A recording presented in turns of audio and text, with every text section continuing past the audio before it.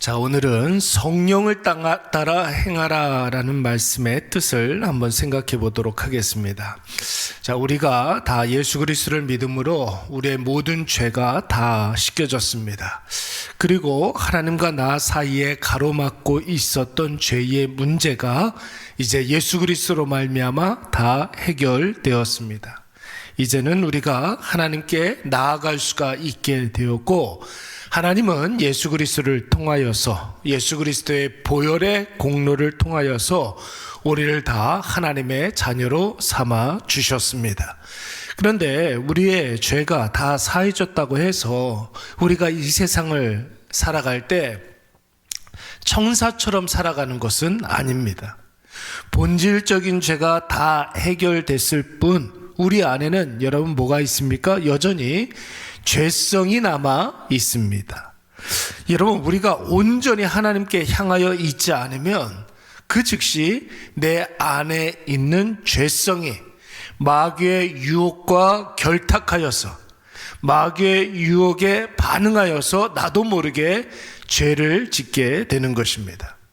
사도 바울은 이러한 인간의 문제점을 잘 알고 있었기 때문에 오늘 갈라디아 성도들에게 권면하기를, 외부로부터 오는 여러 가지 유혹과 위협으로 말미암아 우리의 믿음이 흔들려서 나도 모르게 실수하고 범죄할 수 있다라고 경고하고 있습니다.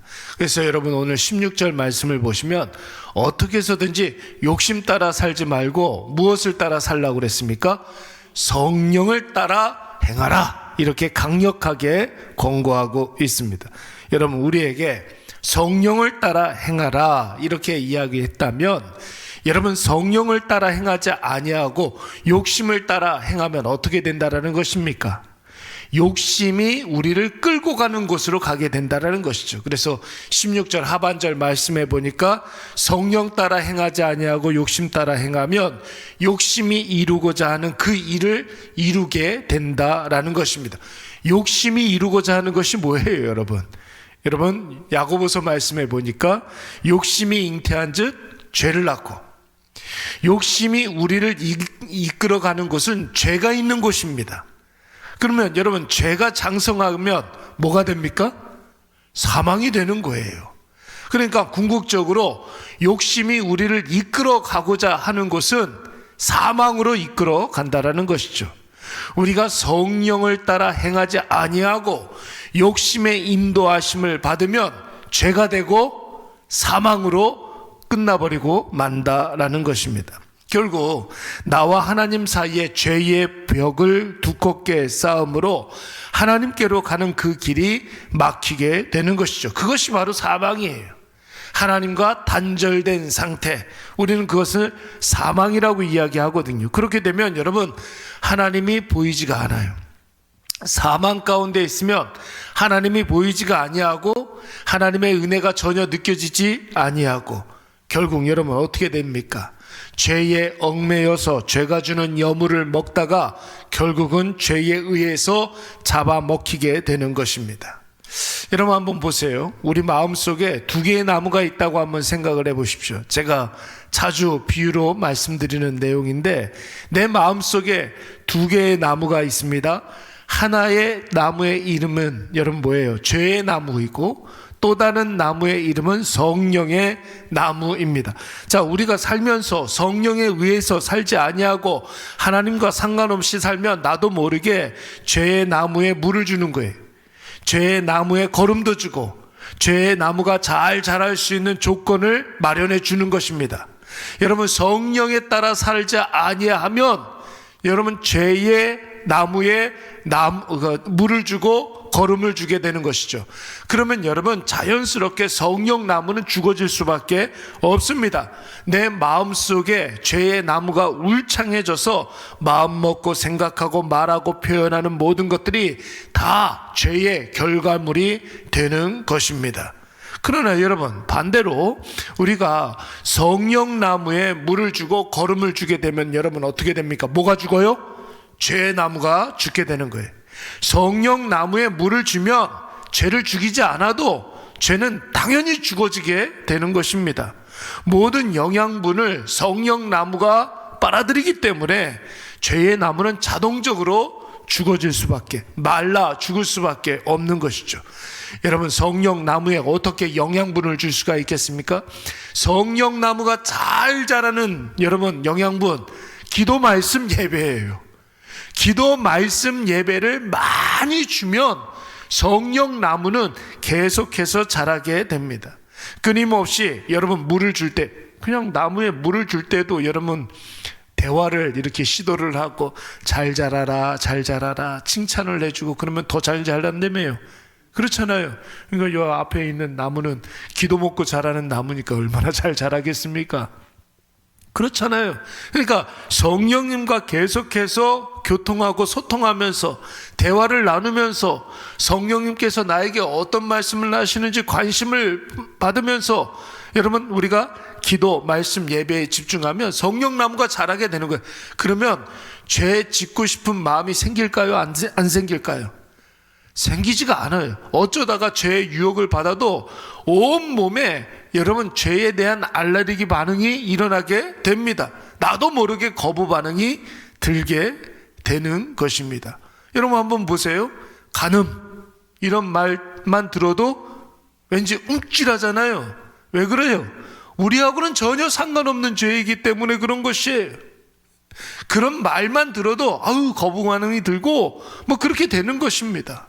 그러니까 여러분 우리의 마음이 어디에 향해 있느냐, 성령나무에 향해 있으면 죄의 나무는 자연스럽게 죽을 수밖에 없는 것이죠.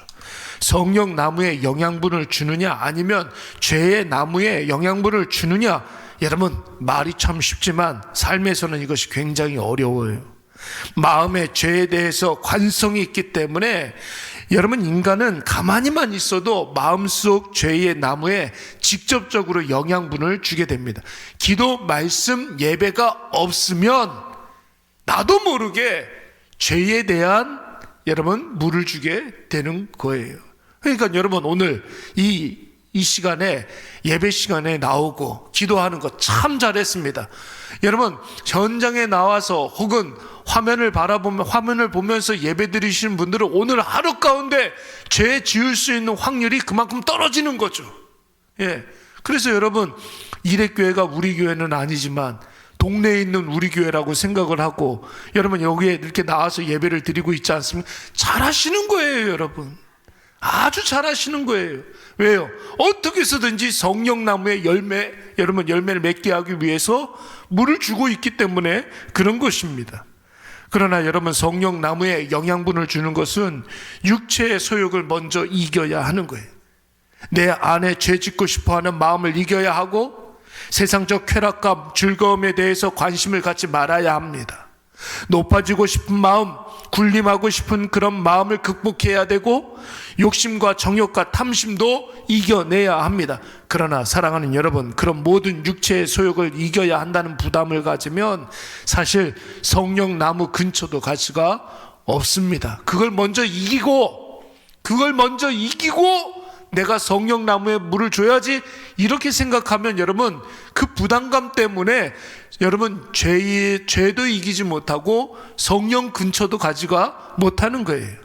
항상 무엇인가를 이기고 극복하려면 우리가 집중해야 할 은혜가 주는 그 기쁨을 먼저 여러분 우리가 가져야 하는 것이죠. 성령나무에서 열리는 은혜 열매를 집중하고 약속의 성취를 기대하는 마음이 우리 마음속에 있으면 여러분 사실 이겨야 하고 극복해야 할 것들은 전혀 생각나지가 않습니다. 성령나무에서 열릴 그 열매를 기대하면 죄에 대해서 별로 관심이 가지가 않는 것입니다. 여러분 사도 바울도 로마서 말씀에서 죄의 능력을 설명할 때 바로 이 점을 강조하고 있는 거예요. 여러분 로마서 7장 말씀에 보시면은 바울은 자기 자신을 공고한 사람이라고 이야기하고 있습니다. 오호라 나는 공고한 사람이로다. 오호라 여러분 이 말은 뭘 말하는 거냐면 한탄이에요. 아이고 내가 왜 이럴까 이런 말이에요. 이런 말.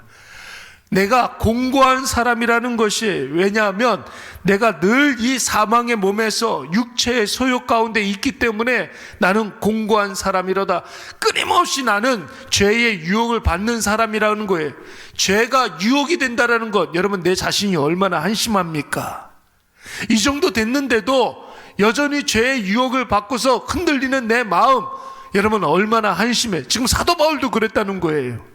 왜냐하면 바울도 자신의 내면 안에서 죄의 법과 성령의 법이 끊임없이 싸우고 그 싸움이 바울에게도 너무나 힘들었기 때문에 오호라 나는 공고한 사람이로다 이렇게 한탄하고 있는 것이죠.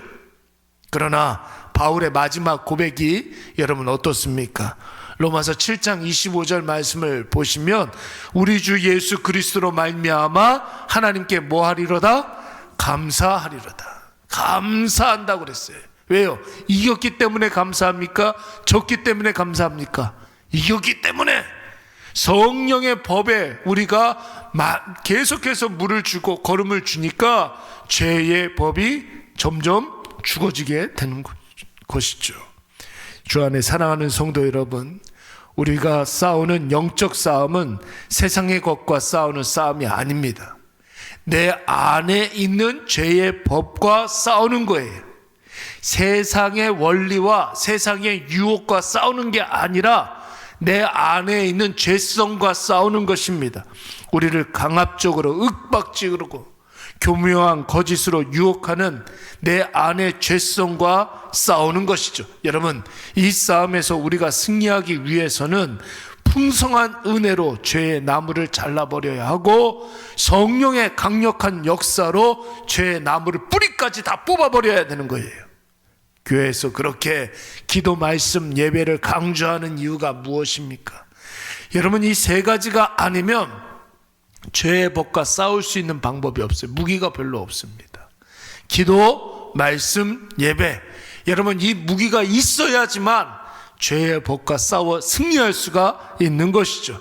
오늘 이것을 꼭 기억하셔서 오늘도 내 안에 있는 죄의 법과 성령의 법 사이에서 우리는 많은 싸움을 하게 될 터인데 예수 그리스도의 보혈의 피를 의지하여서 우리 대적 마귀와 진지하게 싸우시고 날마다 기도, 말씀, 예배로 승리하시는 저와 여러분이 되시기를 간절히 축원합니다. 우리 잠깐 기도.